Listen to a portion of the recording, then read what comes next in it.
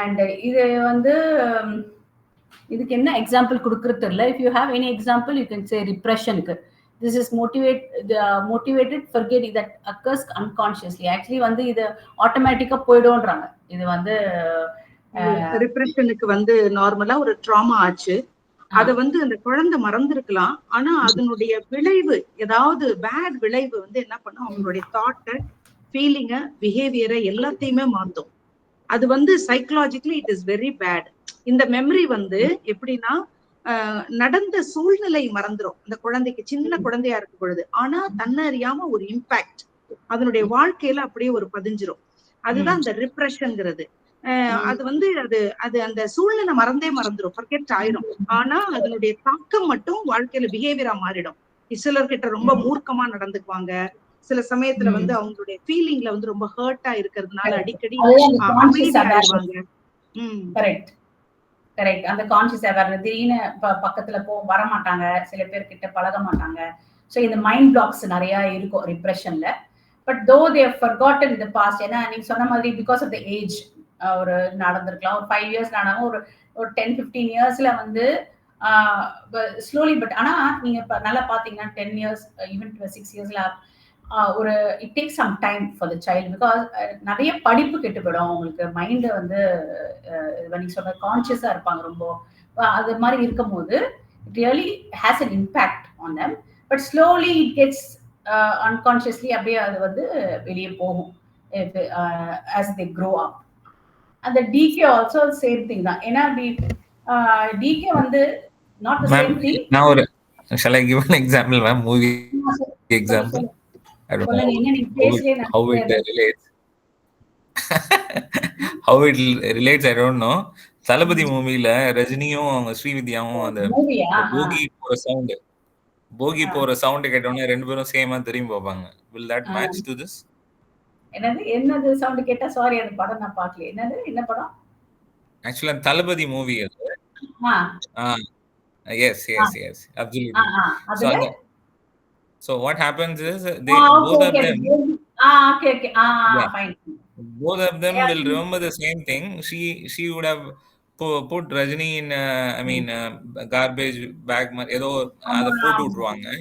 It's a bad memory for both of them. So அது வந்து அவங்க ரெண்டு பேருக்கும் அந்த போகி போற சவுண்ட் கேட்டோம்னா they will remember and see correct both of them will immediately turn back.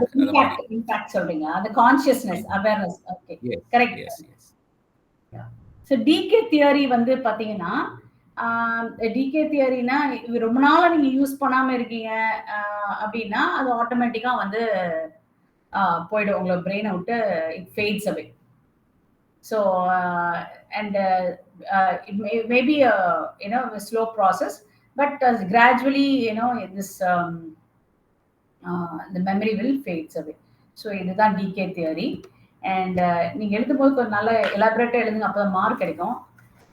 But this is the whole idea. And what is the strategies to improve your memory அப்படின்னா, usually the ஸ்டூடெண்ட்ஸ்க்கு சொல்லுவாங்க, so focus on your attention. So நீங்க இப்போ உங்களுக்கு இப்போ priority இப்போ முடிக்கணும். இந்த 5 சப்ஜெக்டையும் நீங்க வந்து இந்த ஃபர்ஸ்ட் செமிஸ்டர் அது முடிச்சிடணும், இந்த வர ஏப்ரல் மேல எக்ஸாம்ஸ்ல முடிக்கணும் அப்படின்னா you have to focus your attention and commit the necessary time, space your study session, organize the information, elaborate on the material. So இப்போ நான் சொல்றதை நீங்க எலாபரேட் பண்ணி எழுதணும். நாங்கள் ஷார்ட்டாக இப்போ கிளாஸ் எடுக்கிறோம்னா நீங்க ஒரு தடவை படிக்கும் போது வராது. ஆக்சுவலி நீங்க சொன்ன மாதிரி ரிஹர்சல் பண்ணணும். திருப்பியும் நீங்க ஏன் நம்ம இப்போ பார்த்தீங்கன்னா 10th ஸ்டாண்டர்ட்லாம் வந்து கொடுத்துக்கிட்டே இருப்பாங்க நம்ம. ஏன்னா அது ஃபர்கெட்டிங் கர்வ் அந்த மாதிரி போகுது. இப்போ ரிவிஷன் எக்ஸாம் கொடுத்துக்கிட்டே இருக்கிறாங்க அப்படின்னா, ஸோ தட் அது திருப்பியும் ஒரு 31%, 21% போகும்போது திருப்பியும் ஒரு 50% வரும் அந்த கர்வ்.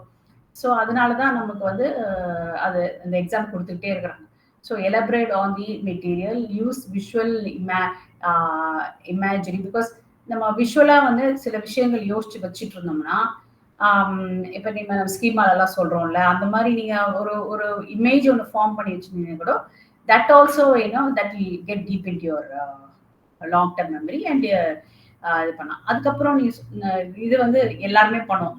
முக்கியமா லேடிஸ் பண்ணுவாங்க. Explain to a friend. ஒரு விஷயத்த பேசிக்கிட்டே இருப்பாங்க. Friends, even boys do it.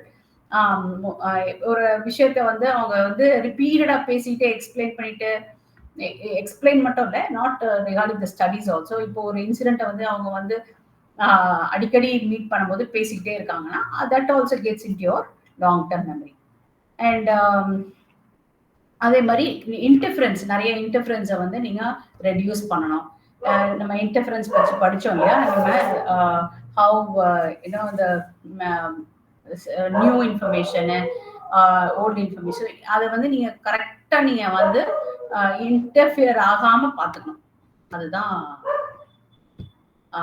So these are the things, and more focus on your, you know, your நான் சொன்ன மாதிரி create a new good memories, put it in your subconscious and live happily. Thank you.